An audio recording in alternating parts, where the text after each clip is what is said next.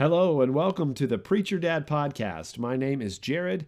I am the Preacher Dad, and you've found the coziest little corner of the internet. Cozy because there's not that many people here, and it's warm and comfortable and relaxing, and hopefully you're settled in for a good Fatherhood Friday episode. That's right, our panel of dads are back to discuss again our experiences at Chick-fil-A. These are some funny stories, some encouraging times, and hopefully some lessons that we learned, which you can also gain some insight from. I hope that you're out there ready to listen and ready to enjoy what we have to share with you from our experiences together at a great restaurant. I want to remind you that the Preacher Dad podcast is brought to you by Cornerstone Fellowship, the little country church with a big heart, just a little bit north of Toomsboro, Georgia. And we would love to love you and enjoy loving Jesus with you. We do love Christ. We want to proclaim Him, proclaim the truth of His inerrant word, and we want you to enjoy that with us. So come and visit us, or you can check us out online at cornerstonefellowship-ga.org. That's Cornerstone Fellowship, all one word, -ga.org, and you can find some previous sermons there, and you can also look us up on Facebook, Cornerstone Fellowship. Okay, I hope you enjoyed this episode of Fatherhood Friday. Thanks for sticking around. Have a great one. Bye-bye.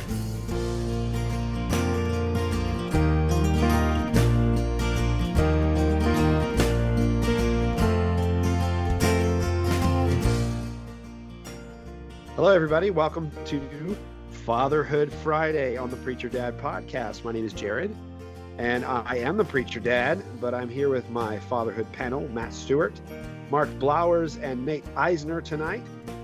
Tony is under the weather, but this is part 2 of the big reveal episode where we reveal that we all worked together in a particular restaurant. It was a pleasure to serve our guests and to serve one another and to serve Jesus at Chick-fil-A. And so we're sharing some of our favorite stories or experiences, lessons learned that we think might be beneficial to some of the dads out there, or moms, or anybody else that might be listening. All 15 or 16 of you.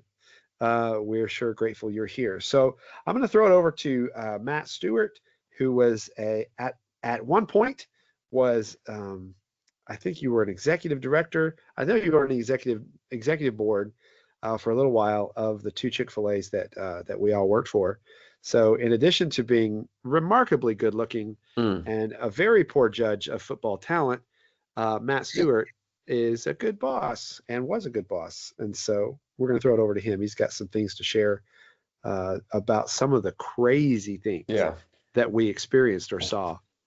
You said in your little opening that we would say something beneficial. I'm not sure just these funny stories. I mean, I guess a laugh is beneficial, right? But it's not going to really help the fathers out, I don't think. But I don't anyway, care. I want to laugh. Go ahead.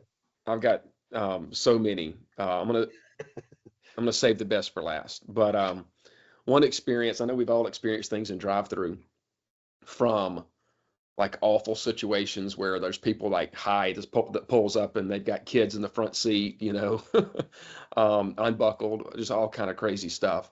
But I have seen several things as well.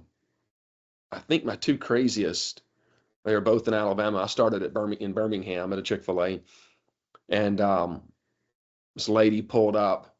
When you're in the window, you're looking at the register, and you turn like they're right there. They're like 2 feet from you, and I look over and I see snakes wrapped all around her body, like arm, neck. There's on the visor snakes everywhere. Oh my land. Could not believe it. Oh my word.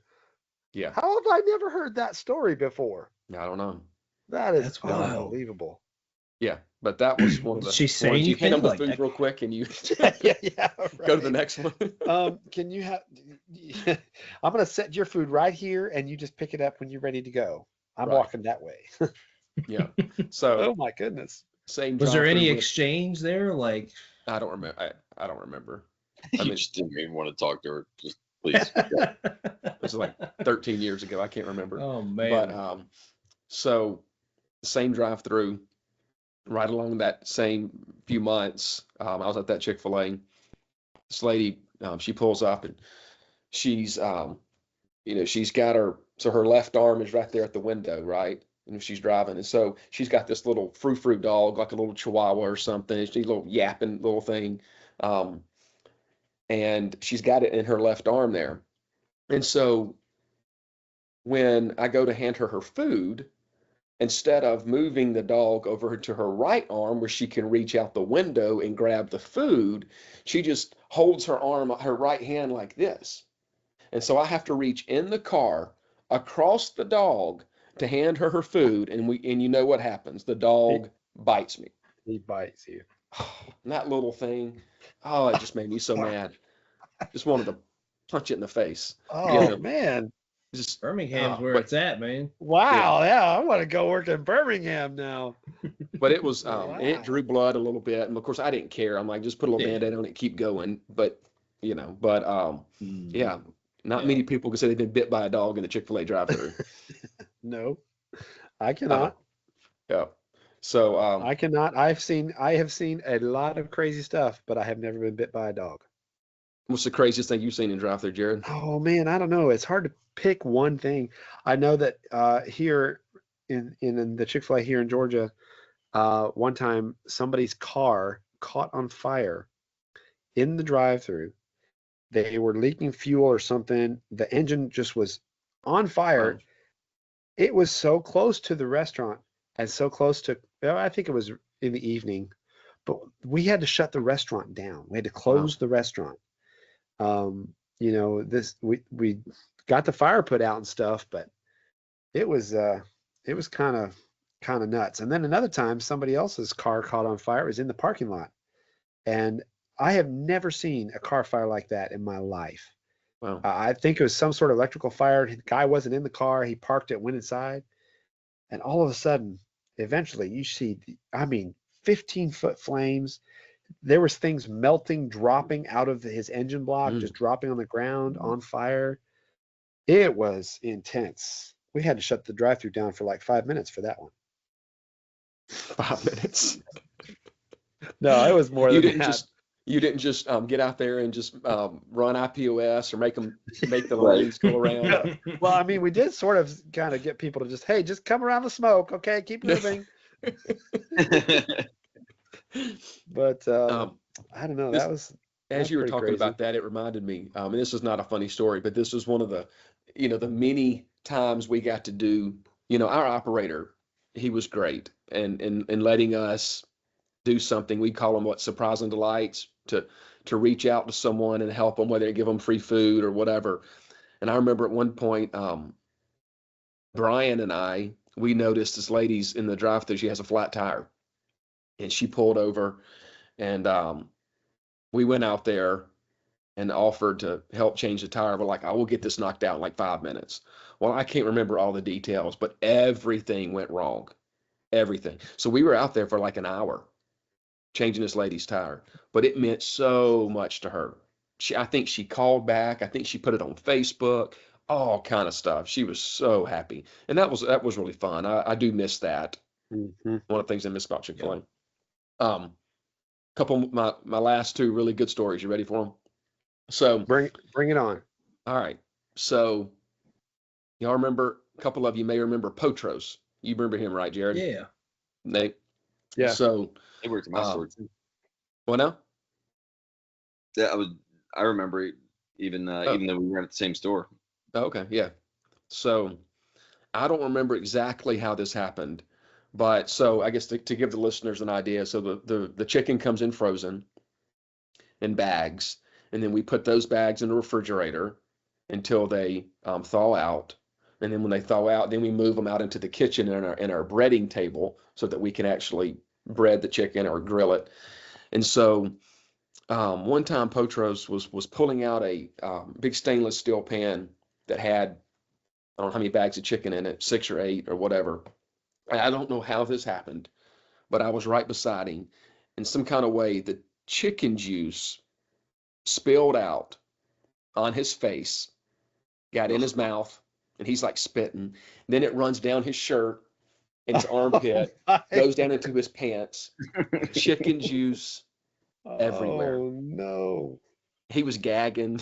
Oh. I mean, as you can imagine, it's enough Yeah. just going down your shirt. That's enough. But it got in his in his face, in his mouth. It was awful. Oh, my I felt so man. bad I for him. think I'd have to just say, that's it, I'm done for the day. Oh, Pretty It's a bad. rough one. That's pretty bad. sometimes that chicken can. I mean, it can stink, I guess, a little Yeah. bit, but it's not stink. It's just a raw chicken smell. It's a different kind of Yeah. smell. Yeah. It's not a sour, it's not a No, rotten it wasn't. smell. It's just raw chicken. But Yeah, boy, raw. oh boy, that's a rough one. One more good story. It's a funny one, but bad. So in the last episode, I was talking about the gravy, and how I missed that. And that was some good stuff. So I don't know if y'all remember, but they came in white bags, right? The powdered gravy was in white bag, and then we just poured it out of the bag into a boiling pot of water, right, to make the gravy. And so one day, one of the kitchen workers did that, and customer ordered some gravy pretty early in the morning, and they came back, and he or she, I can't remember, I think it was a lady, said it's not.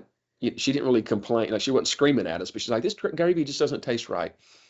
And so we went back and we were looking at it, and he did not put gravy in the water.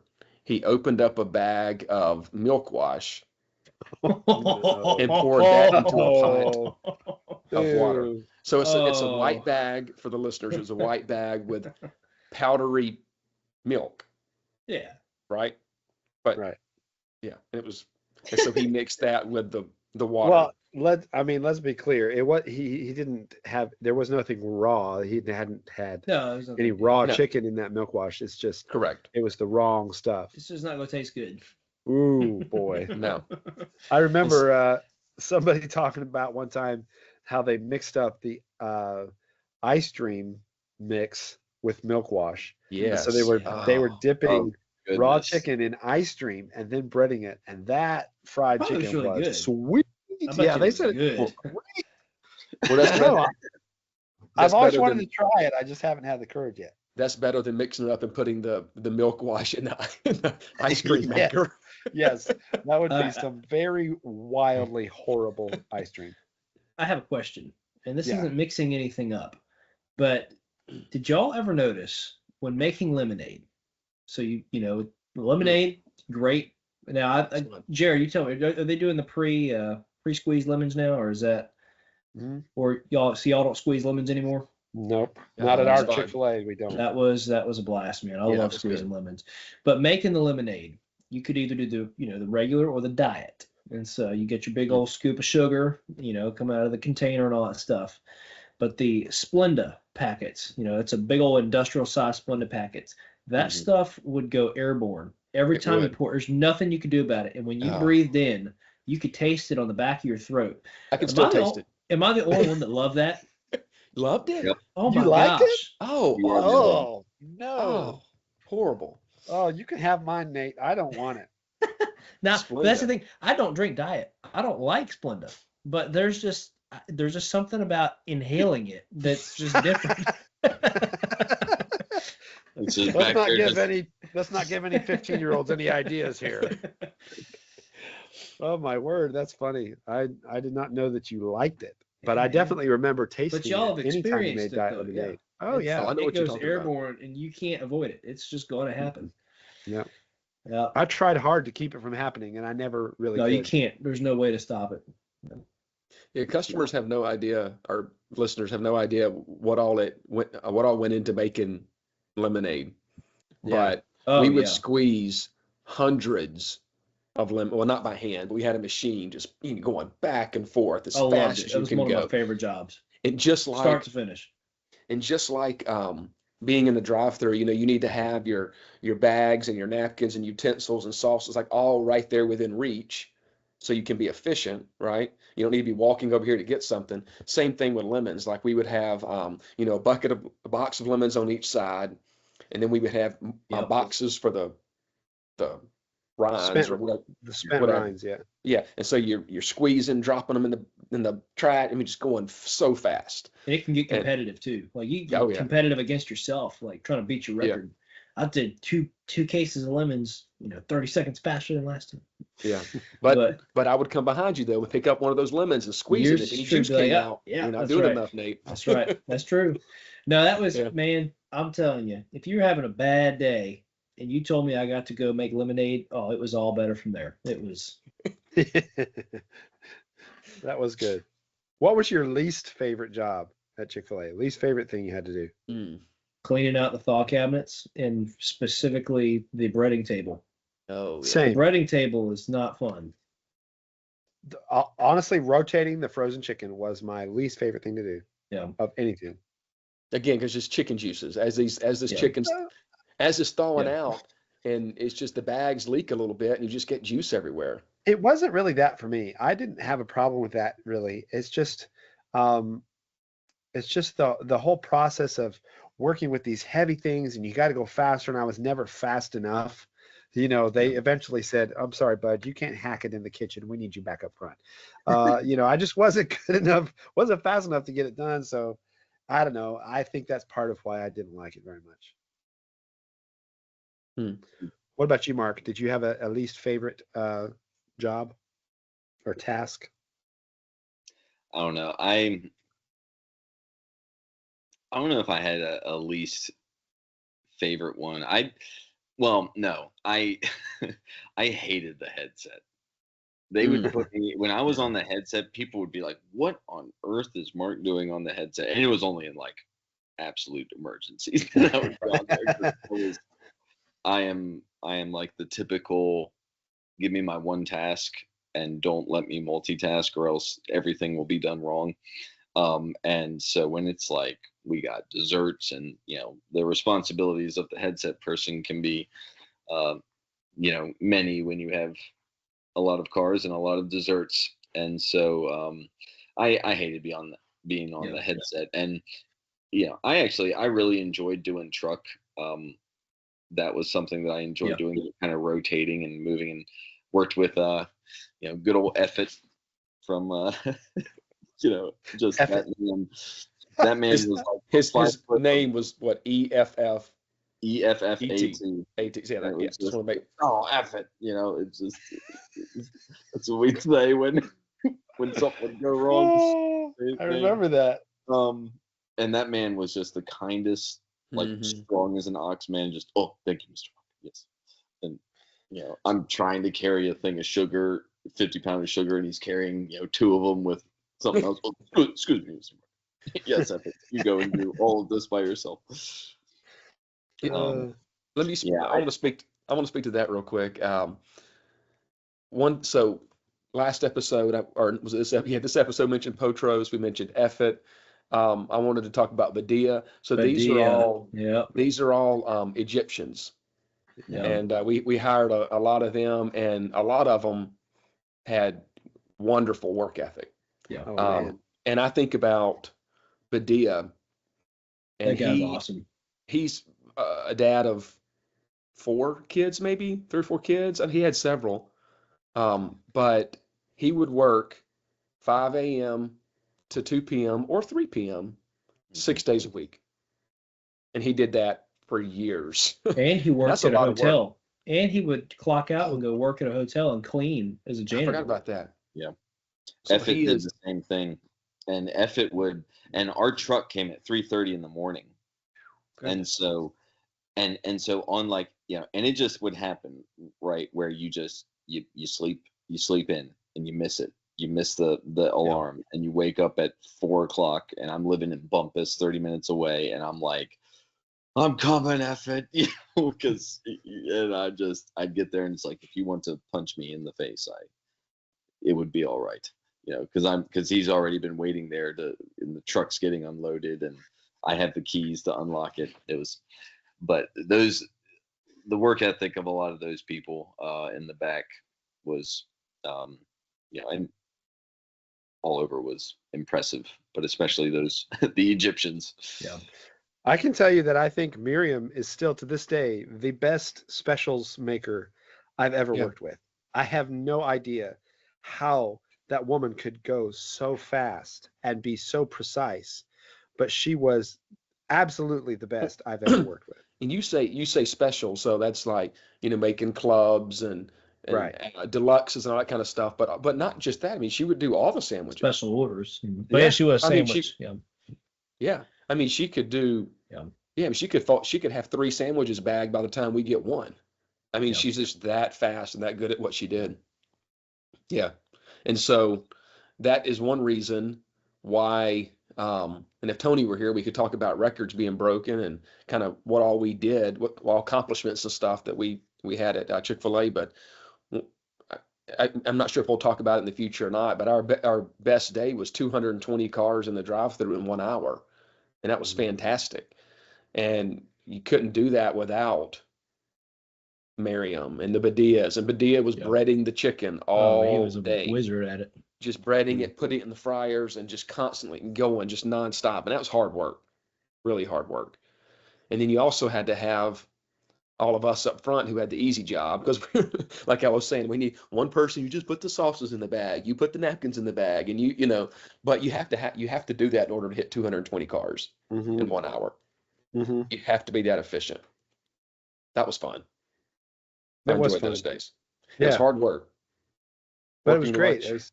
I remember seeing Tony just running full speed around the building, and just like, we're about to clip this really important moment. And oh man, he was the drive-through director, so he was definitely pumped about breaking records in the drive-through. But I think but we were you're number right. one. We're number one in the state, I think, for a while. Really? Our drive-through. Well, I don't Yeah. remember that. That's great. Yeah, I think I remember. We had a that. sign hanging from the ceiling tiles. Okay. Yeah, that was good. And we just, if anybody knew what our Chick-fil-A looked like, we only had one lane for the drive-through, and then for that record, we blocked off the entire parking lot except for the handicap spots, and made it 3 lanes, merging into 2 all the way around the building. And we had, I think, 40 people working that shift total, which our operator would cringe right now if you heard us say that.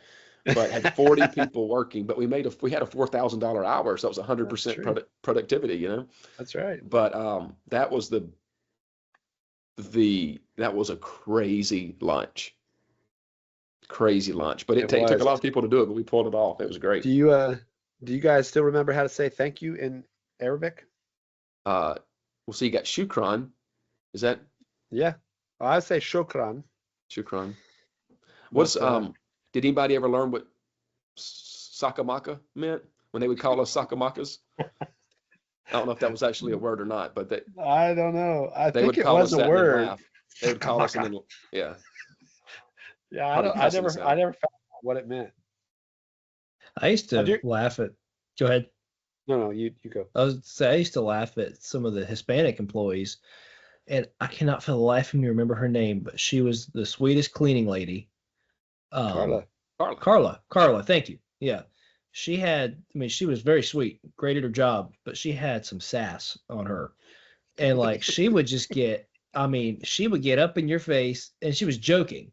Like it was all satire, but she knew how to flip that attitude. Yeah, exactly. But that's the thing. She would get up in my face and start talking in Spanish, and I'm like, "Here's homeschool me, not a lick of Spanish." And I think so. The only this was the funniest thing that ever happened with that whole interaction. The only thing I know in Spanish is agua no hielo, which means water no ice.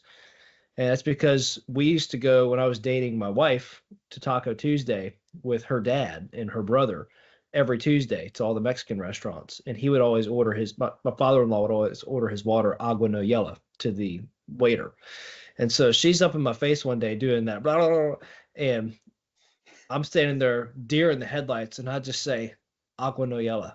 And her and Carmela and whoever else standing in the and they're like, "Do you have any idea what you just said?" I'm like, "Yeah, the only thing I know how to say."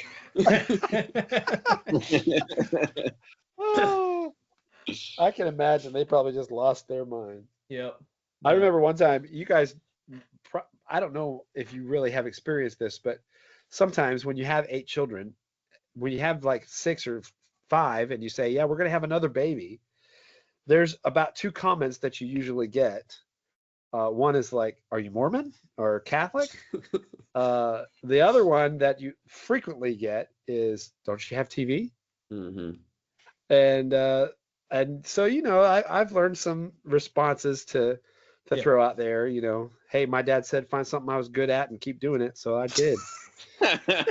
So that one usually makes them laugh and back off. But one time I was in the kitchen and I don't remember which child I was announcing. I don't remember what number it was, but I said something to our prep lady in the kitchen who spoke Spanish, primarily Spanish. And she didn't speak a lot of English, but she spoke enough to get by.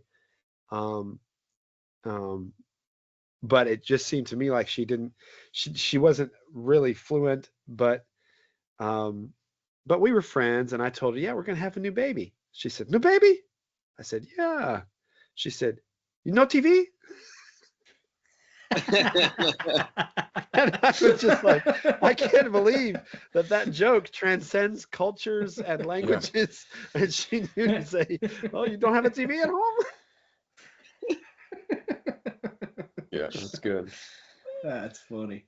Hey, I got a drive-through story. Go for it. All right. I guess, yeah, it was drive-through. It was a combination of frontline and drive-through. So I'm standing there on the front line, and I feel something on my leg. I look down, and there I'll laugh every time I tell this. Hey, adventurers, ready to level up your outdoor game? At Goose Feet Gear, they're committed to keeping you crazy warm without weighing you down. I've known the founder and owner, Ben Smith, for nearly 2 decades, and his commitment to quality is outstanding. Their custom down socks, jackets, and pants are made in the USA and packed with premium 850 plus fill power goose down. Perfect for backpacking, camping, or hunting. Tailored to you with 10% off if you use the promo code FATHERHOOD. Check out goosefeetgear.com and feel the ultralight difference. That's goosefeetgear.com. There is a blind customer that has walked behind the counter. I'm like 16. I don't know what to do. And so I'm just trying to direct this guy politely out, to the, and I'm, try being nice about it. And I realized there's commotion.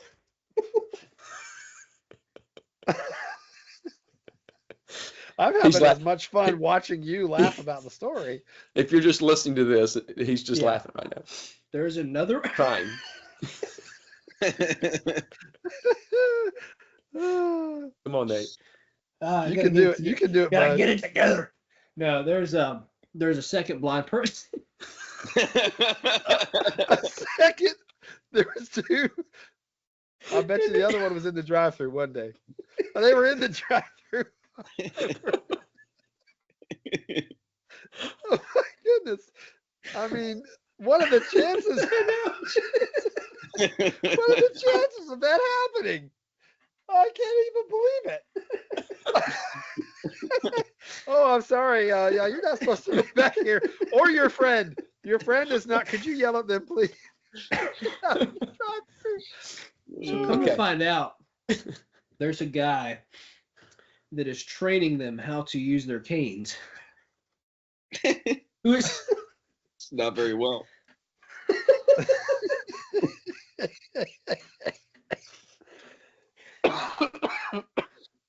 Who's also blind.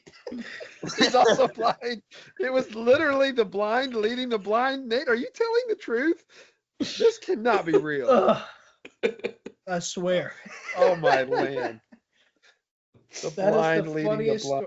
That might be the funniest story that I have in my entire 4 years.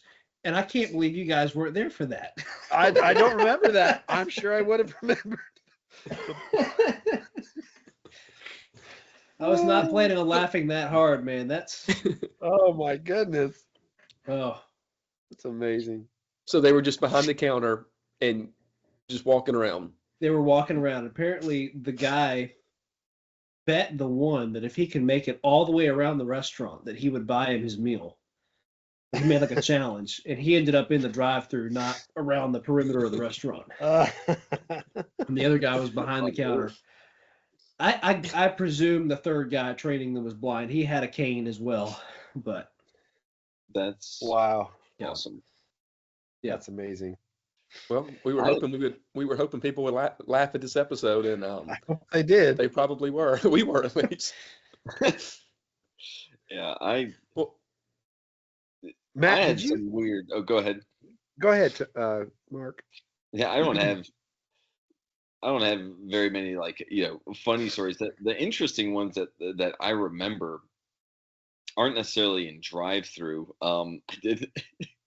I did kind of pick a fight with one guy in the drive-through where it was like he pulled up and he was like a college student who just had a coupon for like a free chicken mini, something, and it was at the point when we didn't accept them anymore. And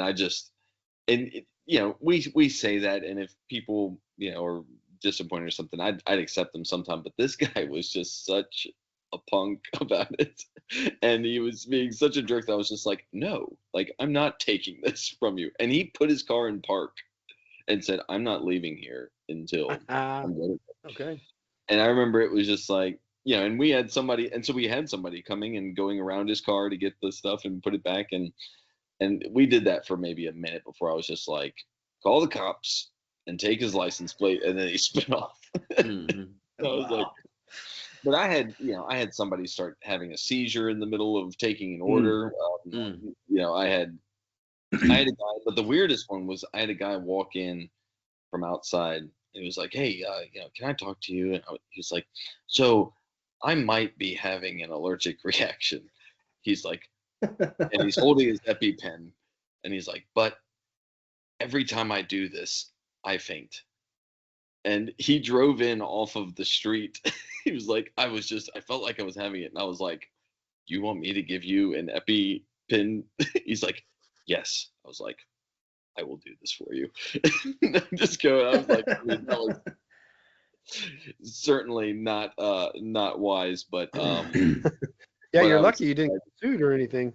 I know, but I was excited to do it. And And he didn't pass out or didn't faint. he did it, but he had to brace. He's like, I got to lean on you. I was like, all right. Well, There you go. Anybody ever witness a car get rear-ended in the drive-through? yeah. I remember being on the headset when that happened. I heard a lot of obscenities over the headset. I've seen lots of fights in the drive-through. We had recently people getting out of the vehicle, and we once had a lady who had a flat tire. She couldn't leave, but she was mad about food that she was supposed to get. We ended up trying to give her a drink. She threw the drink at the leader that handed it to her. She just threw it across the parking lot. Wow. I was like, gracious alive. Yeah. Well, Jared, can I shifting gears a little bit? Can I tell you a couple of success stories, like people's success stories, or at least one? Yeah. We all got to interview and hire people, and you see, you see some of them that they can't take it, and they're out like in 2 weeks. Like just too hard for them because it's a hard job. It really is. Or a day. Do you remember the guy that left on his first day? I mean, no, but it doesn't surprise me. I mean, he got there like at like 5:30 or 6 in the morning. An adult, like an older guy, right? Yeah, and he wasn't that old. He was, a young man, but he was an adult. But he started working for like 5 minutes. I said, hey, I need to get my drink. I left my drink in the car. We said, okay, go get it. He walked out the door and never came back. Yeah, that was a kitchen worker. We never saw him again. Yeah, and then we made it, and then we joked about that. Hey, I need to go outside to my car real quick. And, yeah. Matt, I I'm not trying to derail you, but just on that one point, this was like the last story that I had in my mind that I remember. It was just the ongoing joke of this one woman, an older woman who came and worked for like 3 days, and it was just hard on her, and she just came and clocked out and said, I'm going on break, and just never came back. And so and so the ongoing joke that I would pull out, I pulled this joke out so often and for so long that eventually everyone who knew what I was talking about had like left the restaurant at this point. But I would just, when we were deep in red, which that means that you were just backed up, just really needed, people were waiting a long time for their food for whatever reason, right? It was just those kinds of things happen. I would just say, don't worry, guys, so and so should be back from break any minute now. I mean, I did that 2 years after it happened. People, no one just. I would just Who say, are you talking about? Yeah, I mean, I think call her Edna. I think Edna will be back in any minute now, guys. Any don't minute, worry. we'll be fine. We'll be fine. Oh, that's funny. That's good. That's funny. But that's not a success story. That's just No. I just and I'll make it brief, but it was just fun. Going through, you get some, let's just say like some 15-year-old homeschool kid like Nate, and specifically I'm thinking about Champ, and I don't think he would mind us talking about him, but get somebody, start working, they just work their butt off, and but really don't have any leadership skills. They're just good workers, right?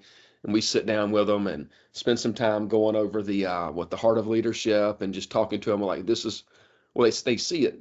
We lead by example, right? So they see us working and we do this training with them, and then one day they get their chance to be a leader, and then they kick butt when they finally get to do it, and so speaking of Champ, it took him a while. He was a team member for several years, right? And then he ended up becoming a team leader. Now he's an assistant director, and he's doing pretty well. Yeah, and he was great to work with. Yeah, super hard worker, but just and he had to overcome some I don't know things like personality or whatever. He had to. He had to overcome, but he was a great guy. You could always count on him to do the right thing. But he's a very sincere person, and he sincerely gave his all. Yep. And was willing to take correction and willing to work on things, and he actually grew. I mean, I remember another success story. Colleen Hudson, remember her? Mm-hmm. So at first we couldn't say anything to her that was remotely critical, and she would break down crying and incredibly hard on herself. And we said, hey, we're fine. We're not trying to rain on you, break you down. It's just you have to. Anyway, over time, she began, of course, to take that criticism much better. But she developed into a very capable leader and a very confident young woman. And so I really have appreciated seeing her growth in her life as well. But that's always just really exciting and it's fun. Yeah, it's one of the best parts of it.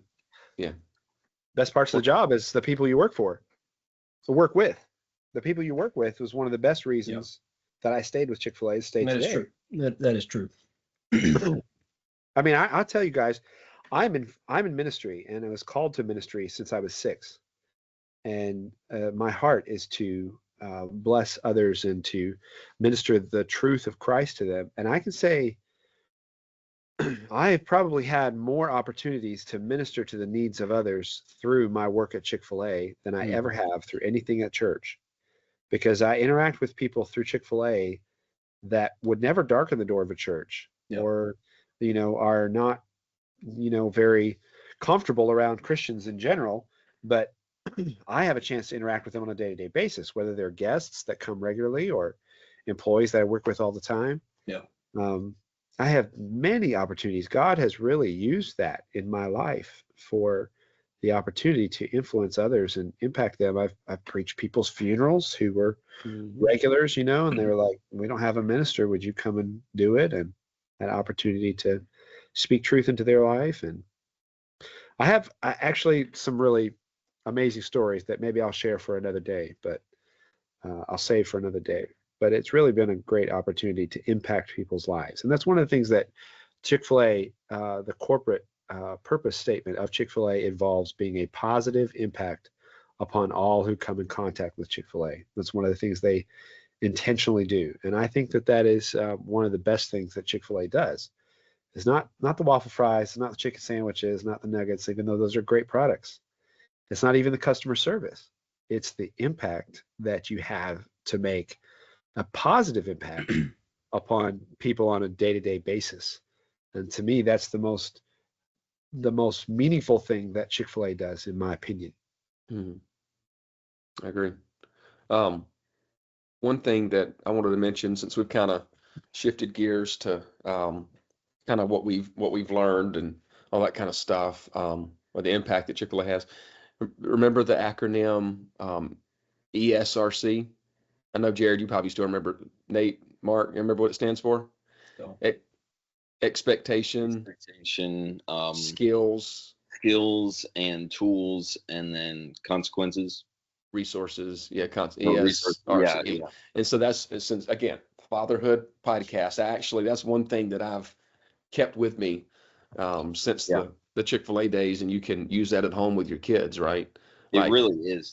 That is, not to cut you off, but that is the one thing when we were talking about what is the one thing that stuck with you, it is that training and the kind of grace that needs to be in that, right? Where you need to stop and be able to say, okay, before I jump to the consequences for, you know, someone doing something wrong, let me step back and make sure, do they know the expectation? You know, right. do they have the skills? If they don't have the skills, do they have the tools to get the skills? And then, you know, and then once all of that is established, then you can get to, okay, well, why is it still not working? Right? Like that is, if you use that at home, you're not the only one. Yeah. I mean, it's like, son, I need you to pick up all the shoes or whatever. All right. Yeah. Do you hear me? What did I say? You need to pick up the shoes. Okay. We got the expectation thing down. Obviously, you know how to do it. You have time to do it. You know where the shoes go. You know all of that. Yeah. So if you don't do it, then there's going to be consequences. I'm going to have to write this down so I can refresh myself on it. That's good. Yeah. No, it was that going through that stuck with me. And that's kind of, you talk about pouring into other people. That's where I kind of developed my own philosophy of discipleship, in a way where it's like, I would have people want to talk to me and want to, hey, you know, can I talk to you outside of work about the situation I'm going through and that kind of thing? And I would be like, yes, I chop wood. You can come and stack it. Like, you can come to my house and you can do this with me. But I'm, you know, my life is moving, and I need you to come and help me, and we will do life together, and I will help you in this situation. And that's just, I've kind of always done that with people that are younger, who I'm, you know, especially just younger men, you know, who need advice and counsel. It's just like, okay, you know, I'm not going to just sit down for an hour with you, but we'll do this. Like, you come and help me do this, and we'll talk while we do that. And that's been really just, I think, helpful. And that was just, I always had to do it that way, because there was never time to really sit down for half an hour or an hour at Chick-fil-A, right, to discuss these things, or even outside of it. And there was a lot of fruit in a lot of relationships from that. That happened outside of work, but those relationships started, you know, in the walls of Chick-fil-A. Yeah. Yeah. Officiated a wedding of two that met. I remember that was a highlight of something that I got to do. It was a COVID wedding. No one else would do it. You know, I've been asked by I think two different employees at Chick-fil-A that and they were a couple that met at Chick-fil-A and they wanted to get married, so they knew I was a minister. I said, Jared, would you want to officiate the wedding? And I said, yeah, okay, let's have some meetings. I'm like, we're gonna have to have some counseling sessions. I'm not just Yep. gonna show up on the wedding day and do it. So Yep. we get to counseling sessions. This is actually like 3 different times, and it's like, you know what, Jared, never mind. We'll find someone else. It's Yeah. just always they always turn me down because they're not willing to I guess hear the truth. But I had one of those in Chick-fil-A too, but yeah, the one I got to do was good. good deal. Well, guys, I think we're going to kind of wrap this up here. I'm wondering if you can share a little bit about what you miss most. What do you think made the biggest impact, or that you think was the sort of the biggest takeaway of your time with this very good company? What is the thing you maybe miss most, or the thing that made the biggest impact in your life? Don't all talk at once, calm down. I mean, I really do. It's a kind of a simple answer, but um, I really do miss the food for free all the time. Yes. And the one time the cookies were recalled because of possible Oh, yeah. peanut allergies, and I got to bring Oh. home 220 cookies. Oh, that was the best. Oh, that was great. But I mean, I really do miss the food. And then the people. Yeah. And I'm mainly referring to, brothers in Christ that I worked with, y'all. But but it was fun just getting to interact with the customers and to have somebody come up and say, you know what, y'all are just doing such a great job or whatever. And yeah, and just see into the surprise and delight. You have an angry customer and you give them, you know what, I'm just going to go ahead and replace your whole meal for free. Just the whole meal. Yeah. And then they turn around and they're like, oh, that was just the best thing. You've just made my day. Nobody's being nice to me and y'all are, whatever. And it's fun just being able to make a difference in people's lives. So people and food, Yeah. I miss it. People and food. There you go. That's most of Yep. life right there. What about you, Mark? Free Chick-fil-A twice a day for 3.5 years was pretty nice. Um, and that was nice. But it's rare that you get to, and I talked about this a little bit in the last episode, of just how the restaurant industry is unique because you're dealing with hungry people, and hunger can be just such that catalyst, that cherry on top. No pun intended, I guess, if that is a pun, but you have that's the thing that tips people over the edge, is just that hunger. And hunger can be satiated so quickly.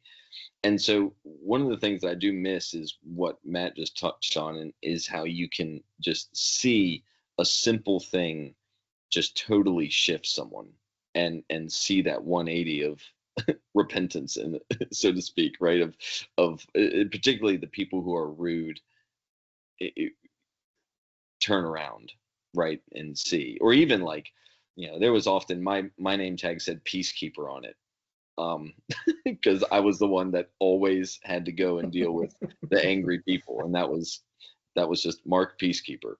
And so going and dealing with those people, and then knowing that other people were watching me, oftentimes, like, they would come and just say, hey, that didn't end very well, but like, that was good, right? I'm and it was people who weren't even involved in the situation.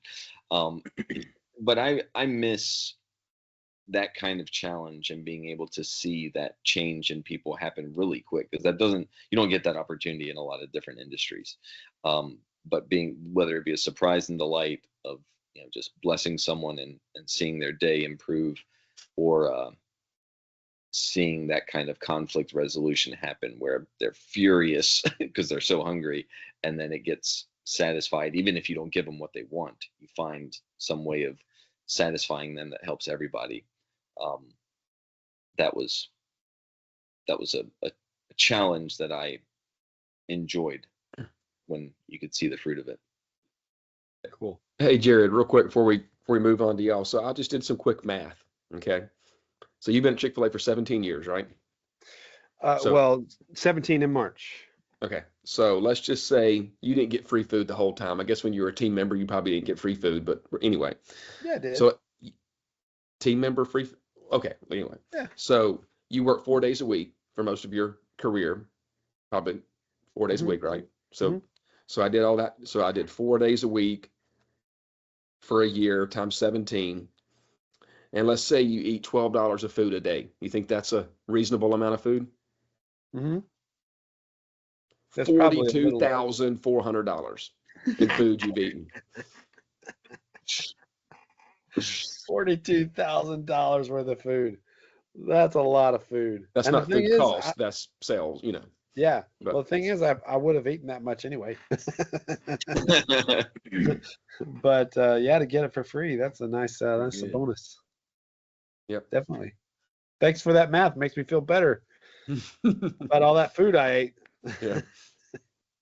Oh, and you don't really, I don't, at least with us, or people always like, oh, I bet you're going to gain weight working at Chick-fil-A. Well, now you really don't gain much weight. I mean, you You know, could, I You actually could. lost weight when I Yeah. first started. I lost like 15 pounds. because you're on your because feet for You're dadgum on your 12 feet hours all a day. day, and you're walking everywhere. And yeah, I mean, you got to be careful about what you eat, but all Yeah. that That physical soda fountain activity. that'll get you. Uh-huh. That's for sure. Nate, what do you miss most about Chick-fil-A? Yeah, mine's gonna be boring, but it's what Matt said. It's the people, and that's not that it's boring, but it's already been said. But really, I mean, it will always and forever be one of the most nostalgic times of my life. But it was my first job, and even though I left, came back, and it was another major part of my career journey to get to where I am now. And it was also that was the first job I had when I got married. So I got married and came back to Chick-fil-A. So Matt let me off for 3 days. Only 3. No, Sorry about that. To be fair, I only asked for 3 days. Okay. We needed all the money we could get. That was We were deceptive, Nate. Trying That to was trying to bank some vacation, but I never ended up using it. But, anyways, that's whatever. But yeah, no, like I said, it will always have a nostalgic place in my heart, and the people. That's the thing. If I went back now, it wouldn't be the same. So I'm sure I'd learn, make new friends and be a new journey. But what that all those memories are in a very special place. So it's the camaraderie, it's the brotherhood. That's what I miss the most. And the free food, of course, is phenomenal. But yeah. So I'm sorry, Jared. One last thing that I'm going to say, I promise. As you're, we're talking about being with each other, the friendships and stuff at Chick-fil-A.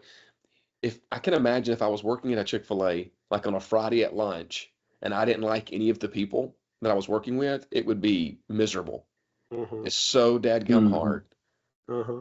But when you've got people you like on all sides of you, and you're Yeah. all working together, so Mm-hmm. yeah, the difficult times with people you like, it's a lot better. It's better. Oh yeah. I'll say The answer is just so much better in those in those times. the what is. What's that? I missed that last week. I couldn't quite hear Oh, what I you said said. the banter is so much better. Banter, when banter. Oh you're yes. Yeah. The banter. Yeah, and with people that you like. definitely. It was Definitely. so great. Yeah, I'll say probably the biggest impact that lesson wise. I don't know if this was all Chick-fil-A's or if it was ours, because I know Tony was big on it. But we read, or at least the leadership read, Extreme Ownership by Jocko Willink and Leif Babin. That book was huge, but that was the principle of owning what you do and taking responsibility for what you do has been a fundamental just life principle that I have applied to every aspect of my life. And I learned it at Chick-fil-A. So that's probably the biggest lesson that I continue to use, currently. I don't know if that was all Chick-fil-A's, but that was ours specifically. Definitely dove deep into that book. Yeah. Well, I just have to say that I don't really miss anything about Chick-fil-A because I'm still there. I don't have to miss anything.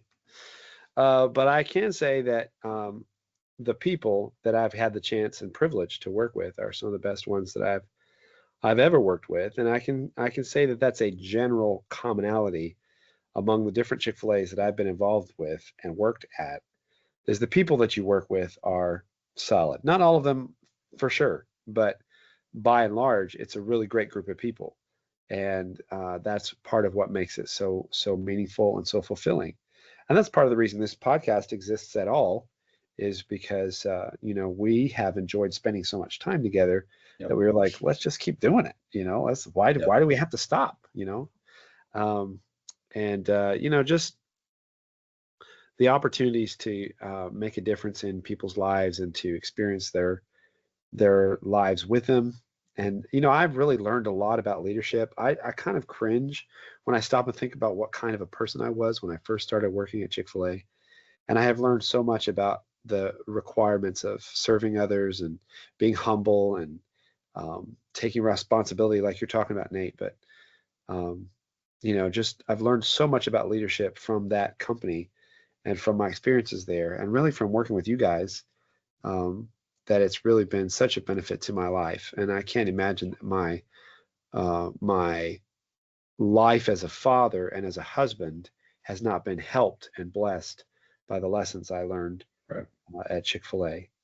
And continue to learn. So anyway, appreciate you guys, appreciate your perspective tonight. And we will maybe have to do this again, and share some more of those funny stories and lessons learned. Maybe we'll throw some pranks in there, and I'll try and keep it together next time. Actually, that was probably my highlight of this episode right there, is watching Nate fall over crying. We won't ask him if he peed himself or not, but no worries. Folks, if you want to make a comment, we encourage you to.